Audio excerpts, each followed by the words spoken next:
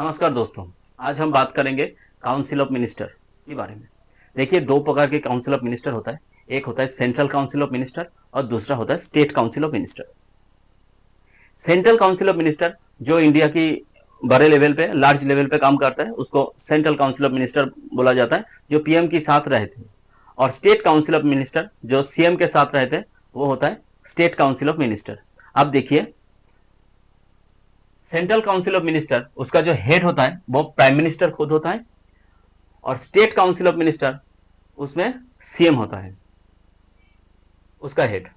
इसका जो nominal head होता है सेंट्रल काउंसिल ऑफ मिनिस्टर के विषय में, तो प्रेसिडेंट होता है। स्टेट काउंसिल ऑफ मिनिस्टर के विषय में वो गवर्नर होता है। आर्टिकल की अगर बात करूं तो सेंट्रल में 74 से लेकर 75, और स्टेट की अगर बात करूं तो 163 से लेकर 164 तक। राइट। अपॉइंटमेंट की अगर बात करूं, अगर सेंट्रल काउंसिल ऑफ मिनिस्टर को अपॉइंट करना है तो प्रेसिडेंट के द्वारा किया जाता है, और स्टेट की काउंसिल ऑफ मिनिस्टर को अपॉइंट करना हो तो गवर्नर के द्वारा किया जाता है। साइज की अगर बात करूं तो 91 कॉन्स्टिट्यूशन अमेंडमेंट एक्ट 2003 के तहत, 91 कॉन्स्टिट्यूशन अमेंडमेंट एक्ट 2003 के तहत मैक्सिमम 50% ऑफ लोकसभा, लोकसभा में जितनी सीट है उसकी 50% काउंसिल ऑफ मिनिस्टर बनते हैं। स्टेट में जो स्टेट लेजिस्लेटिव असेंबली होता है उसका भी 50% काउंसिल ऑफ मिनिस्टर बनते हैं।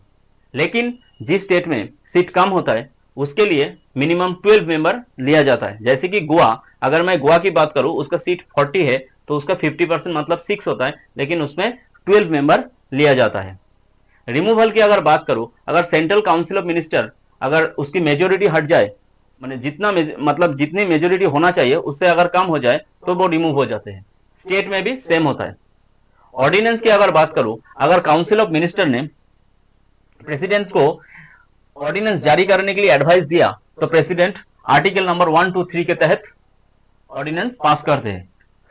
सेम इसी प्रकार अगर स्टेट की जो काउंसिल ऑफ मिनिस्टर होता है, अगर वो गवर्नर की एडवाइस दिया कि आर्टिकल 213 के तहत वो फिर से भी ऑर्डिनेंस जारी करते हैं। अब जुडिशियल रोल, अगर सुप्रीम कोर्ट की जज को अगर अपॉइंट करना हो तो प्राइम मिनिस्टर और काउंसिल ऑफ मिनिस्टर की एडवाइस से ही प्रेसिडेंट क्या करते हैं, सुप्रीम कोर्ट की जज को रिक्रूट करते हैं। स्टेट जुडिशियल के बारे में भी सेम होता है। वहां पे भी काउंसिल ऑफ मिनिस्टर और सीएम अगर गवर्नर के एडवाइस करते हैं तो वो स्टेट जुडिशियल जो हेड होता है उसको अपॉइंट करते हैं। इमरजेंसी मतलब ये हाई कोर्ट।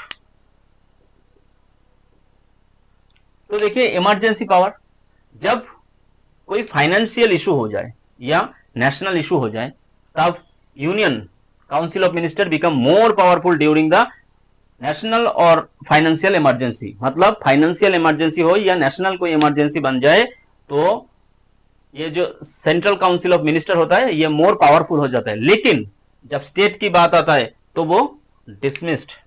देखो, state council of minister dismissed in the president rule article 356 के तहत, तब स्टेट की काउंसिल ऑफ मिनिस्टर कोई काम नहीं कर सकता। राइट। अब समझ चुके होंगे। इतना ही, धन्यवाद।